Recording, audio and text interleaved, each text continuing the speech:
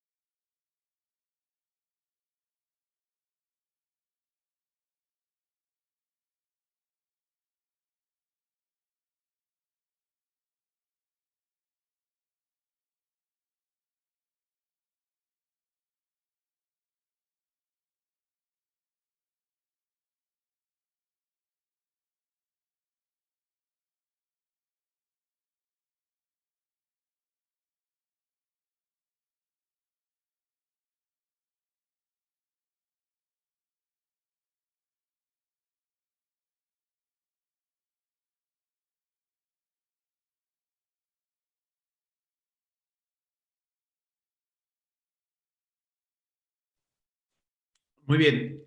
Pues primero que todo, muchas gracias. Muchas gracias a todos por su tiempo.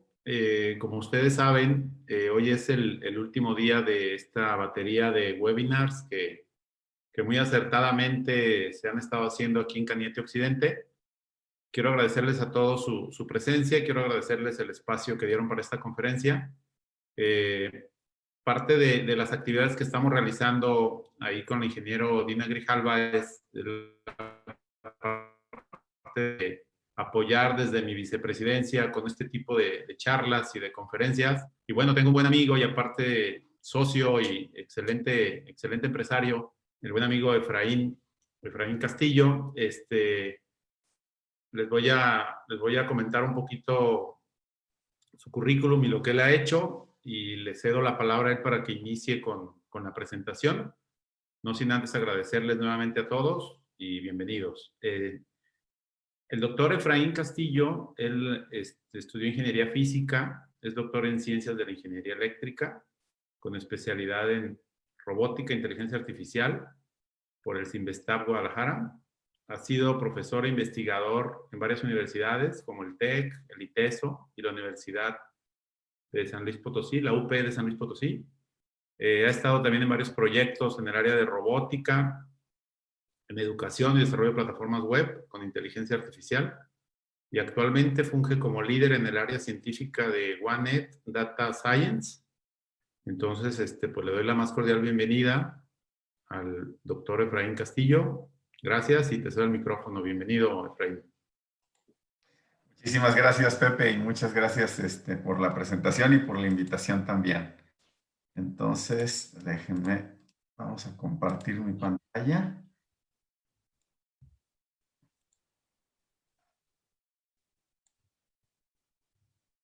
A ver, creo que ya ahí sí estamos viendo la pantalla, ¿verdad? Ok, pues aplicaciones de la inteligencia artificial. La intención un poquito de hoy es pues cerrar esta serie de seminarios.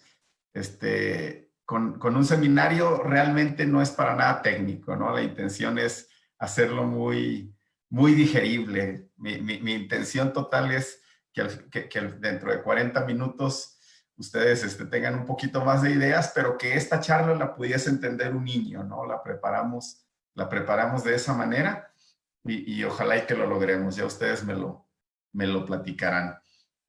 Entonces, pues está algo de moda, ¿no? Se escucha mucho de inteligencia artificial y de cómo está cambiando la forma como, pues, como vivimos, cómo interactuamos, etcétera.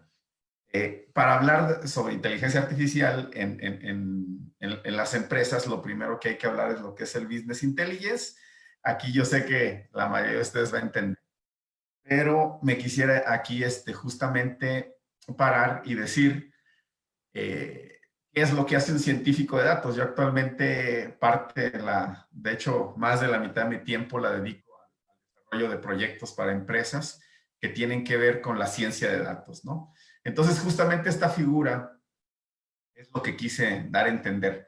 Nuestro trabajo como científicos de datos es encontrar el oro que se encuentra en los datos de las empresas, tanto datos que ya tienen como datos externos, ¿no? Los datos propios que generan como datos externos. Gran parte de la chamba que hacemos con las empresas, a veces más que lo que se llama inteligencia artificial, es que ordenen, ordenar y recopilar todos los datos, ayudarle a la empresa a que recopile todos los datos internos, que detecte los datos externos que hoy existen hoy en día y después de recabar y ordenar esos datos, encontrar esos patrones que le agreguen valor a la empresa. Eso es justamente lo que hace un científico de datos, que por ahí se confunde a veces con lo que se llama inteligencia artificial, pero aquí vamos a ir desenmarañando de una manera muy simple las diferencias y las similitudes entre esto.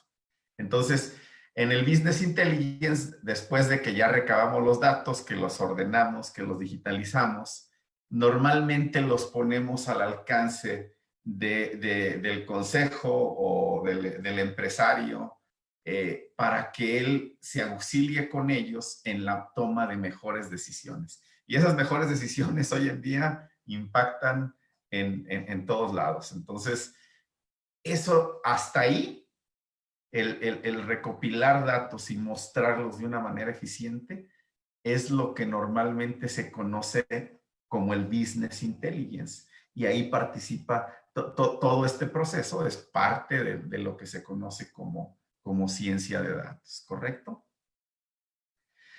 Después de la ciencia de datos, cuando yo tengo los datos ordenados, cuando los puedo visualizar, etcétera, ahí es donde empieza a aplicarle lo que se llama inteligencia artificial.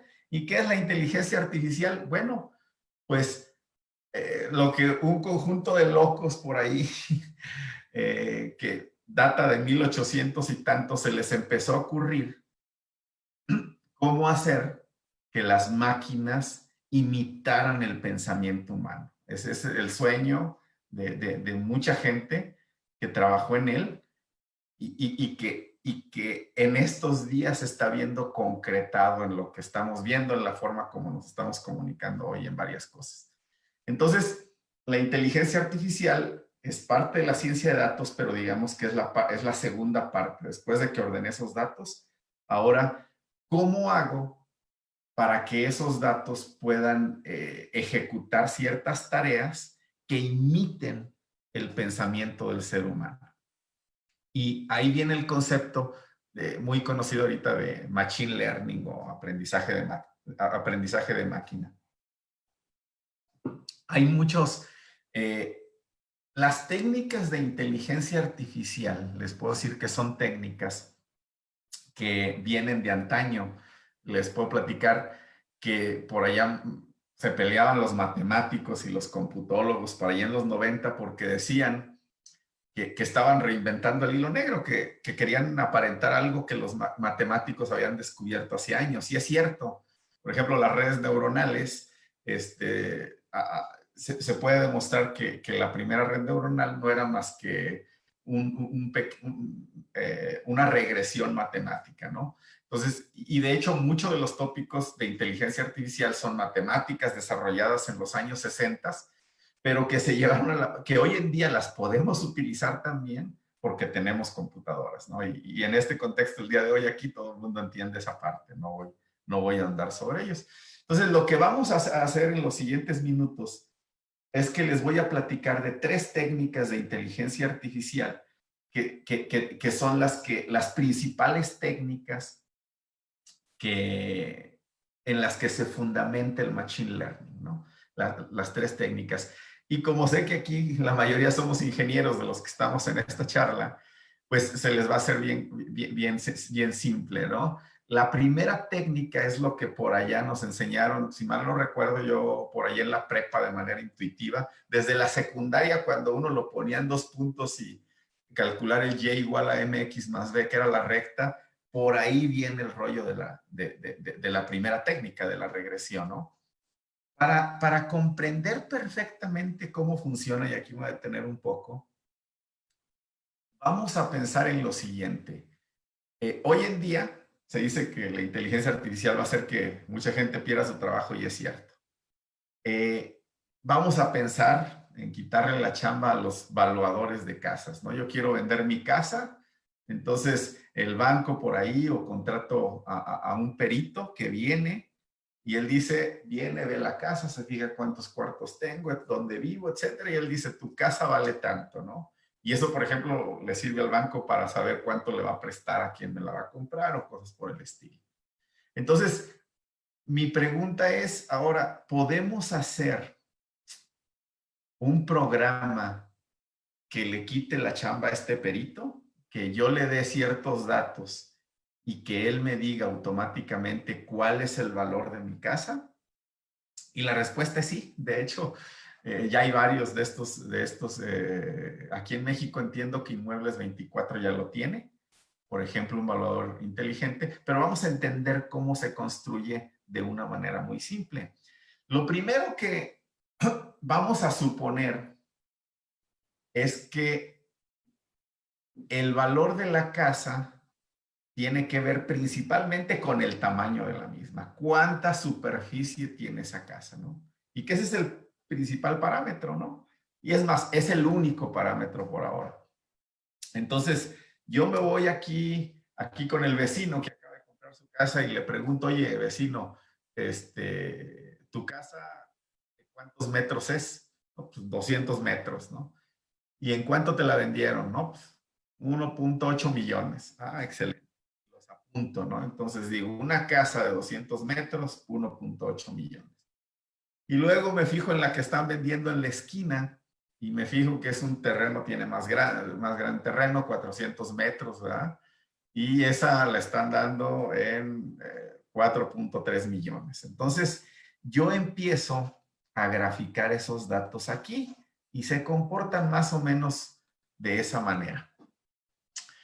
Entonces, mi pregunta ahora es, una computadora, entonces, dado que ya veo cómo se comportan estos puntitos, ¿puedo programarla para que yo le dé la superficie y ella me regrese el precio?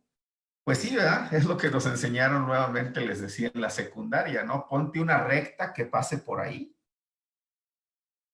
Y justamente esta recta que acabo de poner ahí es lo que el colmillo tiene el evaluador de casa, si están de acuerdo conmigo. Lo padre de una recta es que yo puedo programarle una computadora, le puedo dar el valor de la superficie y ella me va a regresar el precio. Entonces, de esta manera tan simple, ya construimos un valuador inteligente de casas, el cual si yo digo, a ver, entonces hay una casa chiquita, ¿en cuánto la voy a vender? Hay una casa muy grandota por acá, ¿en cuánto más o menos sería su precio? Pero luego sucede que otro vecino vende su casa, de que la vende, que está muy grande, pero la vende bien barata. La vende bien barata la casa. Entonces, pues yo había pronosticado que iba a costar por acá, pero el programa finalmente se vende tan barata. Entonces voy a ver y lo que me doy cuenta es que era a pesar de que tenía un terrenote, pues era una construcción muy pequeña, apenas si tenía una habitación, una cocina, un baño, ¿no? Entonces era un terreno grande, pero, pero la dieron muy barata. Entonces falló mi modelo. Yo como científico de datos, si no conozco nada de cuestiones inmobiliarias, lo primero que pienso es, falló mi modelo. ¿Qué le pasó? Entonces, lo primero que hago es que empiezo a hacer modelos más complicados. Y en lugar de ponerle una recta, le pongo una curva, ¿correcto? Y yo digo, bueno, ya, si le pongo aquí una curva, en lugar de una parábola, una hipérbola, una cuadrática, estilo, pues yo digo, ya me funcionó. Pero ahí es donde me pregunto, ¿será que mi modelo estaba mal? ¿O será que me faltaba otra variable que yo no había considerado? Entonces voy y le pregunto a alguien que sabe del mundo inmobiliario. Le digo, oye, ¿por qué dieron tan barata esta casa si tenía una superficie muy grande? Y lo que va a decir él es, pues es que la construcción era muy pequeña. Y yo, ups, se me olvidó considerar una variable. Entonces, fíjense, llevamos dos actores para construir un modelo de inteligencia artificial. Un experto del campo, alguien que le sabe, y un científico de datos que sabe matemáticas, ¿correcto? Entonces, si te dices, chin, no era que tenía que hacer una recta, una curva muy complicada. Quizás el problema es que me faltaba por considerar otra variable. Entonces, ¿qué hacemos? Pues le pregunto, oye, entonces, ¿cuál es la variable? ¿Qué otra variable me faltaba? Oye, pues te faltaba el número de habitaciones, ¿no? Entonces yo digo, entonces el precio está en función de la superficie, pero también del número de habitaciones. Excelente. Entonces, ahora como científico de datos, empiezo a ver y lo que pudiese observar es que a lo mejor en lugar de una curva, yo necesito un plano, en un plano tridimensional, donde ahora yo requiero dos variables, ¿correcto? Entonces, y luego, como me puse a platicar mucho con el experto inmobiliario, pues él me dijo, no, y sabes que también la ubicación es muy importante, ¿no? O sea, no es lo mismo comprarte una casa allá en el cerro que comprarte una casa aquí en Andares, ¿no? Entonces la ubicación es importante. Entonces, uy, le tengo que meter la ubicación aquí, a poner otra variable adicional. Y eso empieza a ser un poquito más complicada. Las matemáticas no son tan complicadas porque finalmente la misma base que se usa en 2 se traslada a 3, 4, 5 dimensiones. Pero se empieza a complicar el manejo de los datos, se empieza a complicar el manejo de los datos. Porque, a ver, vamos a leer las... Entonces, para para mi evaluador de casas inteligente, voy a traerme datos de Google Maps y esos hay que exportarlos y luego esos hay que acomodarlos, hay que ordenarlos de una manera eficiente. Entonces viene el tercer actor de este juego que se llama proyectos de inteligencia artificial en las empresas, que es un ingeniero de datos. Es el experto que hace concordar todos los datos para que el científico de datos pueda trabajar sobre ellos. Normalmente es un programa. Normalmente el científico de datos es un ingeniero, un físico, un matemático que le gustan mucho las matemáticas y que le gusta estar haciendo modelos. Y el ingeniero de datos es quien le prepara todo al científico para que él pueda. Normalmente el ingeniero de datos es un ingeniero en tecnologías de la información o algo por el estilo. Es alguien que le gusta trabajar con bases de datos, ¿correcto? Y de esa manera se van formando entonces los tres actores principales que hacen que una empresa pueda empezar a aplicar modelos de inteligencia artificial. El experto es el que sabe del tema, el científico de datos y el ingeniero de datos. En ocasiones el científico de datos y el ingeniero de datos son la misma persona, ¿correcto? Entonces, eso conceptualmente que acabo de decir, lo puede entender cualquiera. Y claro, las matemáticas y la programación ahí detrás, pues sí son días y horas de estar ahí metidos. Pero conceptualmente es eso. Eso es a lo que se dedican esos tres actores cuando se desarrolla un modelo. Entonces, ahora sí, vamos a ver en diferentes industrias cómo es, qué tipo de aplicaciones hoy en día nosotros pudiésemos tener de inteligencia artificial, ciencia de datos, dirigida justo a esas industrias. Y bueno, en este caso, este primer algoritmo que ya platicamos aquí, que se llama el algoritmo ese fue el nombre, de regresión, donde yo he leído más artículos y donde he visto más aplicabilidad es en el área justamente de agricultura, en muchos ámbitos de la agricultura. Por ejemplo, nosotros podemos empezar a recabar datos sobre este año, vamos a ver cómo estuvo la temperatura, hubo heladas, qué tipo de suelo, etcétera. Y si yo me fijo en ese tipo de datos y tengo datos del pasado, yo puedo extrapolar y puedo pronosticar. Luego dicen, ¿puedes predecir? No, eso es de magos. La ciencia de datos o la inteligencia artificial pronostica con un grado cierto de certidumbre qué es lo que puede suceder. Entonces, en agricultura, por ejemplo, es un ámbito usado. Una financiera, hoy la industria fintech está creciendo a pasos agigantados e igual que otras industrias, porque están naciendo nuevas industrias. Hay hoy líderes ya en industrias tradicionales, pero la realidad es que combinando tecnología, todas las industrias de las empresas se pueden estar renovando y puede ser que una empresa que tuvo el liderazgo en cierto negocio tradicional, de repente un chavito de 20 años venga y desarrolle un sistema que revoluciona y que deja esta empresa y la echa para abajo y puede quebrar. Es algo que está sucediendo en finanzas. Les puedo garantizar, yo he trabajado ya en varios proyectos de finanzas fintech. Las financieras tradicionales que no le entren al área fintech en unos años van a desaparecer, sin lugar a dudas.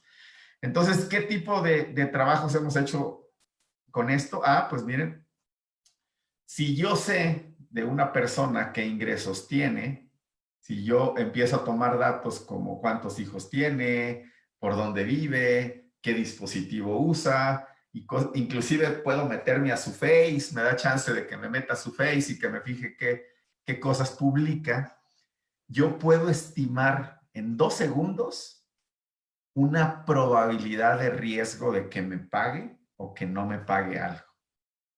Esto que antes, ahí cuando íbamos a Banamex y tráigase todos estos papeles, traiga esto y deje que lo chequen y verifiquen, hoy en día hay muchas empresas que en 2 segundos te pueden decir más sobre ti que tu mamá. Entonces, eso es lo que se puede hacer, por ejemplo, en la industria financiera, y la regresión es una de las técnicas que se ocupa. No es la más usada, pero sí se ocupa. Pensemos en una agencia de autos. Déjenme pasar esto para acá. Si pensamos en una agencia de autos, imagínense que yo le vendo hoy a un cliente su auto nuevo. Entonces, tradicionalmente, lo sé cómo funciona, que a cierto tiempo al año los vendedores toman la base de datos y le vuelven a marcar al cliente y le dicen, oye, ¿no quieres otro carro? Te lo cambio el que tengo, ¿no? Pero la realidad es que, pues, el 90% de las llamadas que hacen no fructiferan, ¿no? Entonces, eso quiere decir que estoy desperdiciando el 90% de los recursos para ese vendedor. Entonces, en lugar de ello, si yo cuando le vendo el carro al cliente, me fijo qué edad tiene, cuál es su sexo, estado civil, etcétera, yo puedo pronosticar con cierto grado de efectividad cuándo va a volver a comprar. Entonces, hacemos un sistema que una semana antes prende un foquito y que le diga al vendedor, es probable que tu cliente quiera volver a comprar. Entonces, en lugar de estarles hablando a todos, me enfoco en los clientes que tienen la más alta probabilidad de recompra. Ese tipo de cosas se pueden hacer con el algoritmo de regresión, ¿correcto? Y pues vamos adelante. A ver cómo vamos en tiempo. Entonces, este esquemita que puse ahí, en general, es lo que quiero darles a entender de cómo funciona entonces la inteligencia artificial y cómo está ayudando a las empresas. Yo tengo los datos, los capturo, los acomodo nuevamente, lo que platicamos desde el inicio. Aplico algún algoritmo, alguno de ellos, el que creo yo que va a funcionar, en este caso regresión. Y ese conjunto de cosas es lo que hoy llamamos inteligencia artificial. A veces se oye muy pomposo. Y bueno, es que yo estoy hablando aquí ahorita, hablé de la técnica más simple para que entremos a ella, pero eso es lo que llamamos inteligencia, que pueda ir capturando los datos. Si yo voy capturando cada vez más datos de casas y tengo un experto inmobiliario, muy probablemente le inclusive puedo ser más acertado que un valuador, porque el sistema en general no va a tener ciertos sesgos que un humano sí tiene, ¿no? Eso sería un concepto de lo que es inteligencia artificial.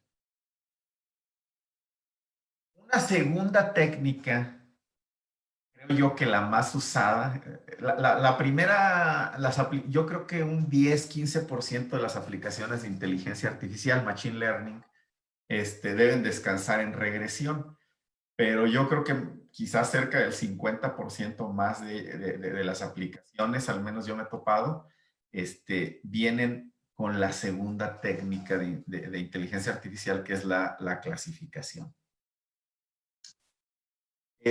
Lo normal es, imagínense aquí que tenemos, pues que yo empiezo a graficar personas, ¿no? Y yo grafico cuánto calzan y cuánto miden. Entonces yo eventualmente puedo separar en dos a los tipos de personas si yo quiero, cualquier cosa. Entonces, cuando yo grafico características de personas, de casas, de cosas, de lo que yo quiera, si yo las puedo graficar, yo puedo encontrar una línea que las divida, que diga, los de este lado son los buenos y de este lado son los malos, o clasificar lo que yo quiera. En ocasiones es simple, ¿no? El científico de datos lo que hace es poner una línea entre los de este lado. Tengo que tener datos del pasado. Igual, decía un profesor, queremos pronosticar el futuro, vamos en un carro y vamos viendo el espejo retrovisor y con ese queremos adivinar qué hay enfrente. Correcto, así trabaja esto, pero así trabaja la regresión, por ejemplo. Pero es peor vendarnos los ojos, ¿no? O sea, si tengo mínimo el pasado, quizás voy viendo la carretera cómo estaba atrás, con eso intento decir cómo me voy a mover hacia adelante. Entonces, aquí lo que intenta el científico de datos en clasificar, a estos les presto o a estos no. Si le hablo, este me va a comprar o no me va a comprar caro. Entonces, eso realmente es lo que es la clasificación. Y bueno, en ciencia de datos se distinguen algunos problemas que los que se pueden separar linealmente, que simplemente se les pone una línea aquí igual que antes. O sea, las técnicas de regresión funcionan igual, solo que ahora dicen izquierda o derecha, o arriba o abajo, ¿no? Aquí, si yo quiero separar estos dos conjuntos de datos, y sé los que me pagaron y los que no, pues aquí le pongo una línea recta y quedan de un lado los de un tipo y de otro lado quedan los de otro tipo. Por acá puedo yo ver, por ejemplo, si aquí no pude, aquí lo hice con una curva, aquí a lo mejor con una tipo elipse, aquí deformadita, yo puedo separar los que quedan adentro con los que quedan afuera. Lo que hace el científico de datos es justamente buscar esta línea o esta curva o este círculo para poder separar los datos que me dan. Y este es el tipo de cosas que vemos, ¿no? En dos dimensiones, porque es lo más sencillo de ver. Esto se hace en n dimensiones, matemáticamente da lo mismo, solo se requiere mucho más poder de cómputo. Pero hoy en día, pues ya saben que la computadora desde la que les estoy transfiriendo ahorita, pues, tiene un poder de cómputo, olvídense, ¿no? Y créanme lo que no es una computadora, es una computadora de 14, 15 mil pesos, ¿no? Entonces, este es el tipo de problemas en los que trabajamos, ¿no? Cuando hacemos problemas de clasificación. Ahorita vemos ejemplos específicos. Yo tengo aquí un problema de clasificación, donde tengo, normalmente al principio pongo cosas como líneas, después se van haciendo cada vez más complejas hasta ser inclusive, separaciones con áreas que no estén unidas entre sí. Entonces, como lo podemos ver de este lado.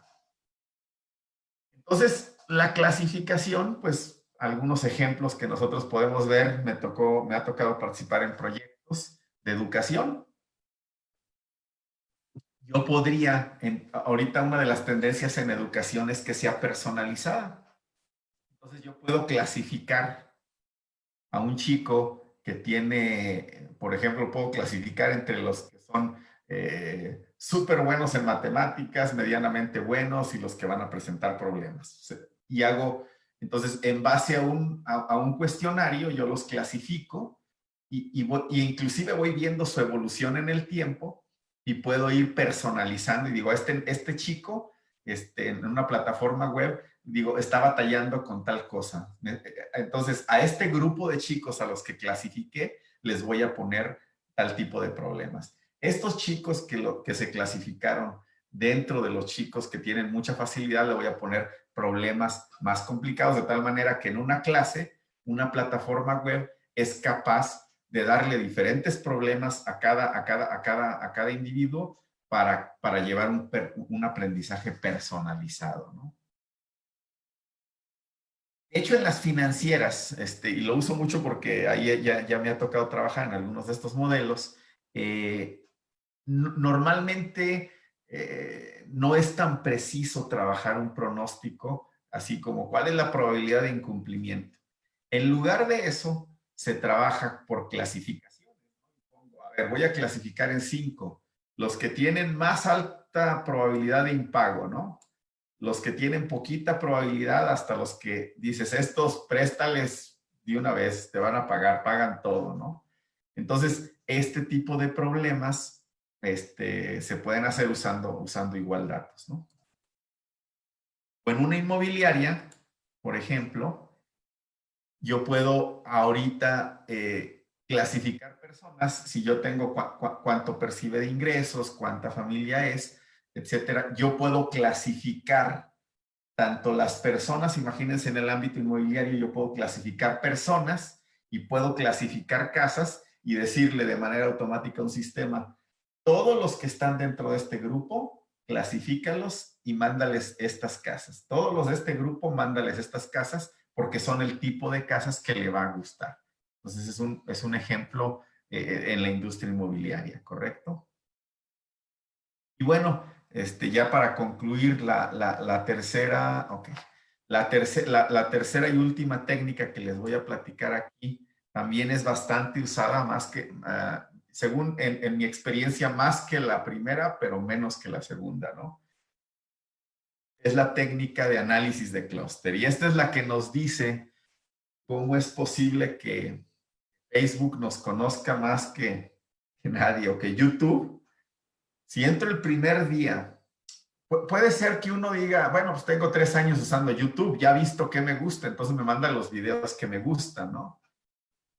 Pero a mí lo que más me sorprendió el otro día que le creé una cuenta a mi niña fue que inmediatamente después de ver el primer video, le mandó, sin conocerla aún, le empezó a mandar cosas diferentes a las que ella había seleccionado, pero que sí le gustaban. Entonces, ¿cómo es posible que YouTube sepa qué me gusta antes de que me conozca mucho, ¿no?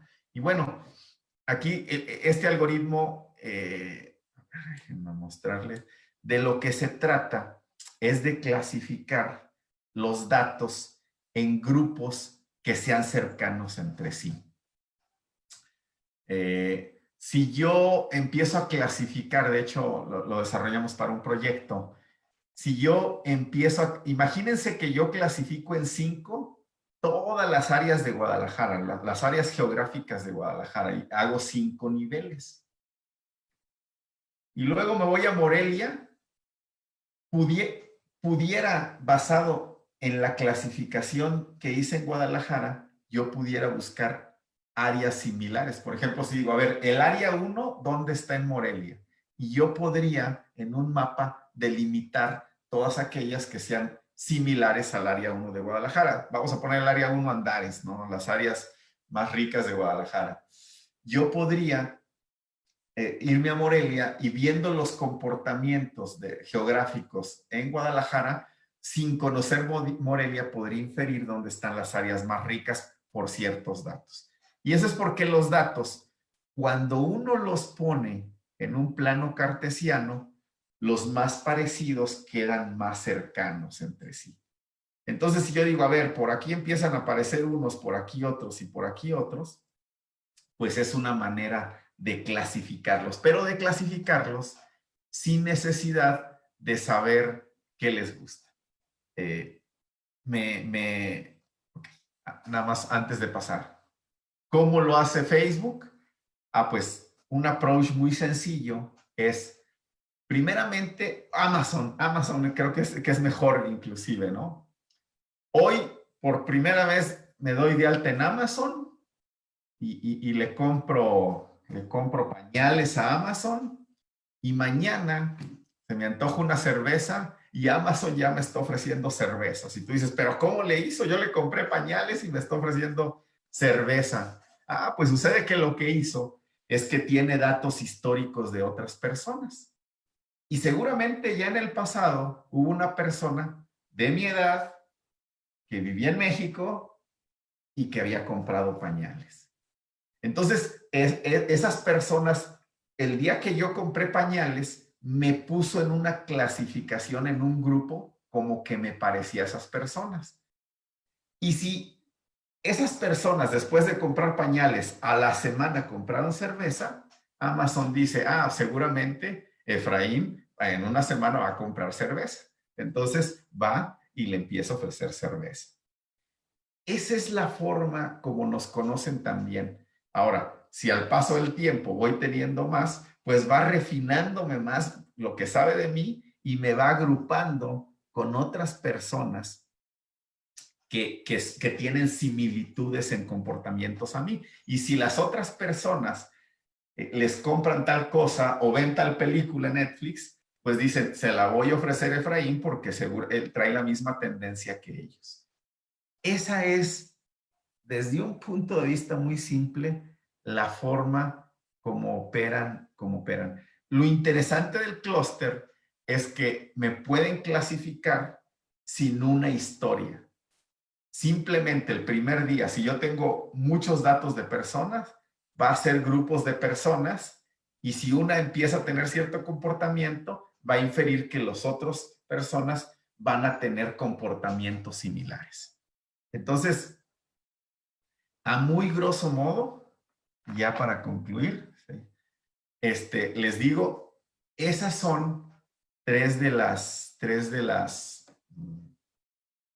eh, los tres principales algoritmos en los que hoy pues se cimienta lo que se llama la inteligencia artificial. Son, como les decía, algoritmos matemáticos que se conocen pues de los 60 al menos, quizás antes, algunos después, y que hoy los podemos explotar gracias al uso pues, de herramientas computacionales con las que hoy contamos y que hace unos años no contaban. ¿Qué más les puedo comentar ya para concluir? Estamos hoy con la gente de Canieti, ¿verdad? Les puedo platicar un poquito ya nada más para concluir algunas aplicaciones que he estado yo leyendo en el área de telecomunicaciones. Por ejemplo, Nokia en 5G está trabajando arduamente en este tipo de algoritmos para mejorar la experiencia del usuario. Con regresión, uno de los últimos artículos que leí es usando regresión, el primer algoritmo que les mostré,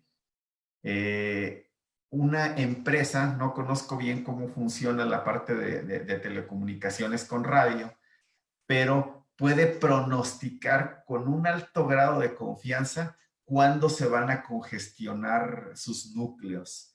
De tal manera que con ese pronóstico, pueden anticipar los problemas que van a tener. Ahí mencionaban que habían logrado, usando técnicas de regresión, mejorar un 20% el desempeño de sus sistemas, previendo justamente los congestionamientos, ¿correcto?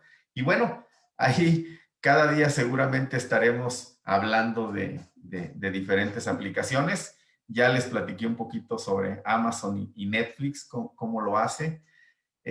Un proyecto en el que participamos. Nosotros, el objetivo del proyecto era, si yo puse una paletería aquí en la esquina y funcionó perfectamente, y luego puse una paletería, pero la puse por allá, a 10 cuadras de aquí, no funcionó.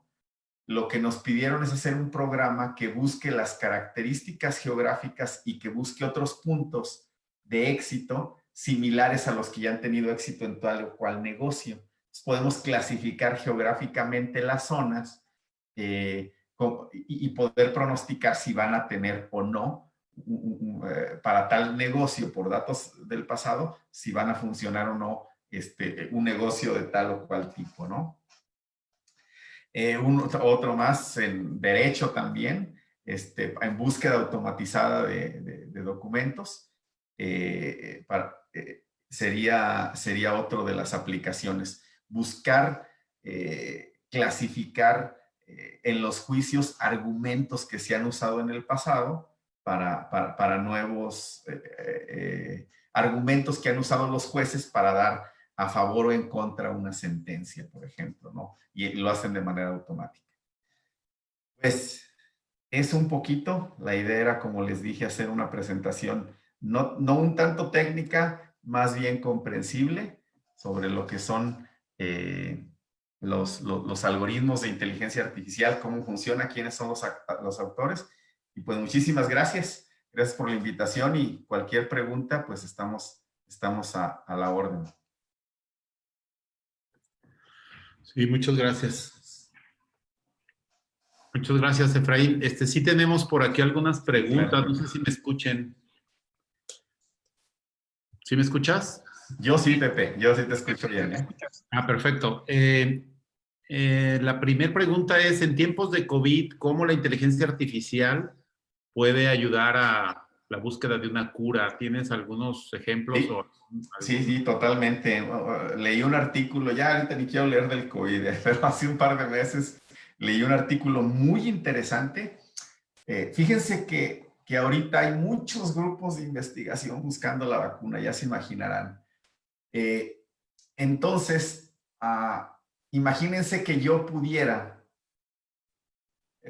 creo que referenciaban 200,000 artículos de investigación que intentaban buscar la cura, la vacuna para el COVID. Imagínense que yo pongo a un experto, si pudiese leer las 200,000 artículos, pudiera decir, voy a juntar este que leí acá con el 52,343 artículos, con el artículo 182,412. Si los junto, casi voy a estar muy cerca de la cura.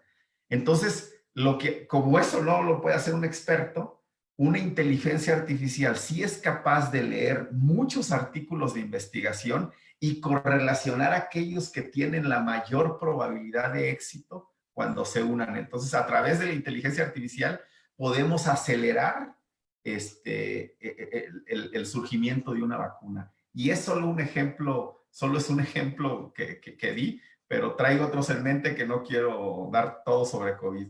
Hay más ejemplos, pero este es un artículo que leí sobre esto, Pepe. Perfecto. Muy bien, Efraín. Hay otras dos preguntas. Te digo la segunda. ¿Por qué se teme el hecho? Y esa es una pregunta que yo he escuchado muy constantemente y creo que es un temor ahí de radio pasillo muy fuerte. ¿Por qué se teme el hecho de que la inteligencia artificial se haga consciente de sí misma y pueda convertirse en un peligro? Creo que hacia allá va la pregunta. Sí, sí, sí. Fíjate que desde mi punto de vista, ahí hay posiciones totalmente encontradas y creo que Elon Musk ya se peleó por ese mismo tema con Mark Zuckerberg. Si mal no recuerdo, creo que fue entre ellos. Yo creo que sí, eso que veíamos en las películas de ciencia ficción, sí hay una probabilidad hoy de que pueda llegarse a dar. Entonces, sí es un hecho, es probable. Hoy en día, yo estoy tomando ahorita un curso por ahí en línea.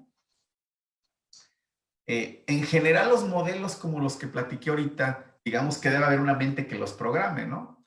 Y al paso del tiempo, esos modelos ya no van funcionando tan bien. Entonces, tiene que haber un ser humano que vaya y los sintonice, los ajuste para que funcionen, ¿no?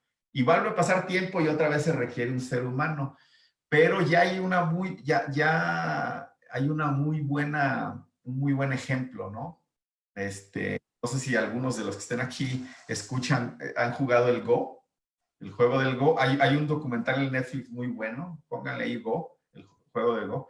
Y hace un par de años, un equipo de trabajo inglés, una empresa, una startup, pudo programar una inteligencia artificial que venció a uno de los mejores jugadores de Go del mundo cuando se había pensado que no iba a ser posible construir una máquina que lo hiciera. Entonces ya varios de nosotros fuimos a echar un vistazo de qué se trataba y era un área de investigación que se llama Reinforcement Learning o aprendizaje por refuerzo. Eso hace que una inteligencia artificial sea capaz de irse cada vez adaptando más sin la necesidad de que un ser humano, o sea, aprende tan bien del ser humano que pudiese ser capaz de adaptarse muy bien a cambios en el futuro. Entonces, cada vez estamos más cerca de de eso que hemos visto en las películas de ciencia ficción. Yo soy de la idea de que sí pudiéramos llegar a tener problemas con ello, de que sean conscientes, y se oye muy futurista, yo creo que no lo vamos a alcanzar a ver, pero sí se debe de legislar. Quiero ahí nada más comentar una cosa. Toda la búsqueda que se hace en inteligencia artificial, al menos desde los centros de investigación, etcétera, va orientada a lo siguiente. Hace unos días estuve en Canadá, bueno, ya hace unos meses, el año pasado, y en una plática que nos daban de un centro de investigación ahí en Alberta, eh, se hablaba de que para diagnosticar un cáncer, un médico, muy entrenado, usando imágenes, era capaz de pronosticar cierto tipo de cáncer con un 94% de certidumbre. Se entrenó la mejor inteligencia artificial que se pudo con las imágenes, y la inteligencia artificial alcanzó a a diagnosticar este cáncer con un 91% de certidumbre. Lo interesante fue cuando los pusieron a los dos juntos. Entre los dos, sumando ambos esfuerzos, lograron pronosticar el cáncer con un 99% de asertividad.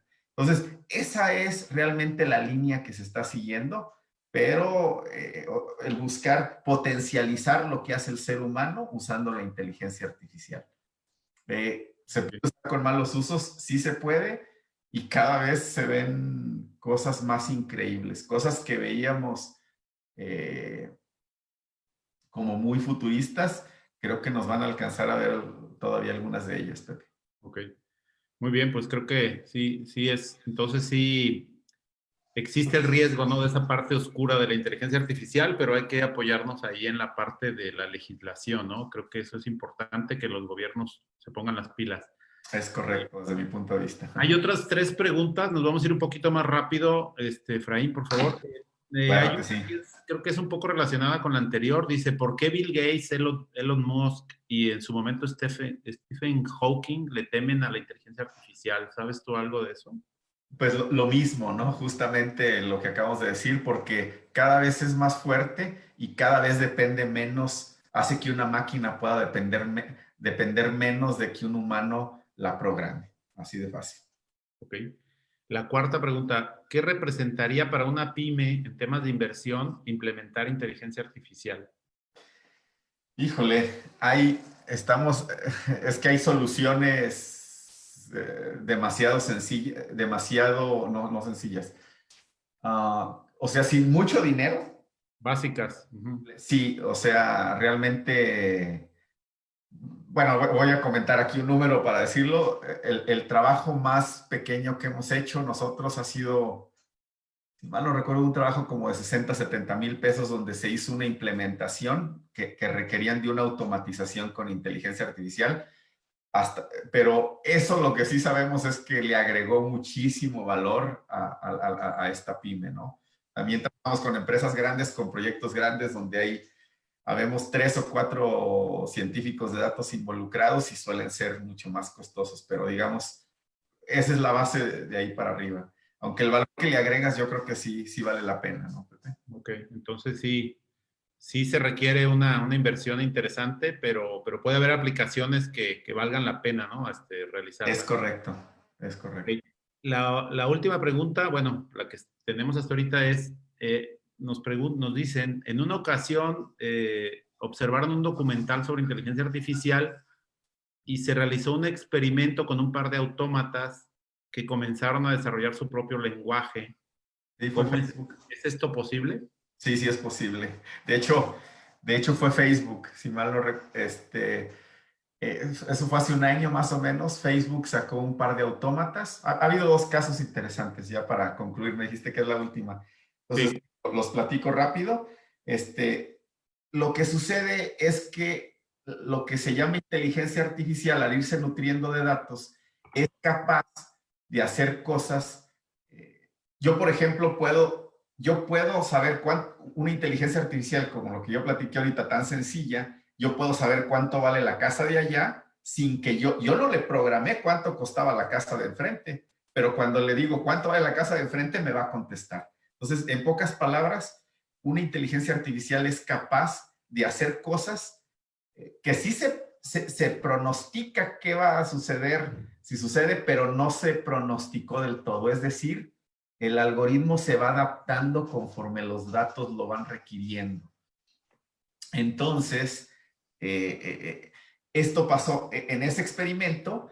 Estos dos entes se les puso un objetivo que era optimizar la forma en que se comunicaban entre sí y de repente los investigadores que estuvieron observándolo al paso del tiempo, y el paso del tiempo, si mal no recuerdo, fue un día que los dejaron ahí que interactuaran entre sí, y estaban diciendo cosas súper extrañas y dijeron, ¿sabes qué? Programamos mal esto, bájalos y fíjate que fíjate en qué nos equivocamos. Pues cuando analizaron no encontraron errores, y lo que se fijaron es que como les habían puesto un objetivo que era que se comunicaran de la forma más eficiente posible, habían encontrado un lenguaje que era mucho más eficiente que el lenguaje que les habían programado, y la comunicación entre ambos entes era adecuada, no estaban fallando, estaban correctamente funcionando.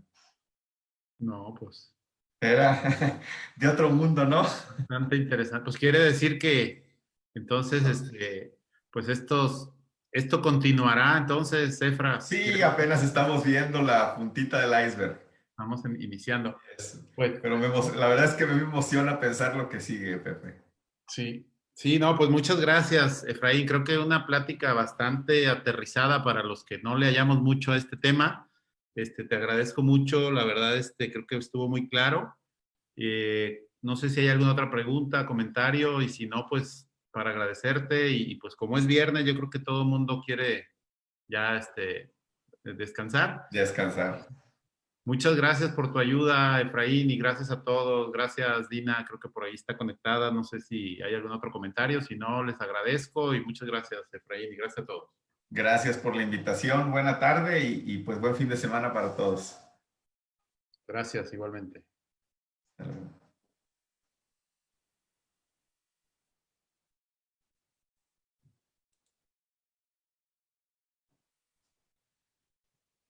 Bien, pues ahí estamos. Seguimos.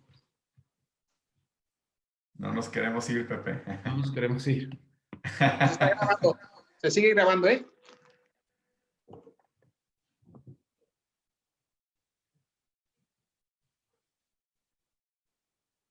Muy bien. Pues muchas gracias, Efraín. Muy interesante.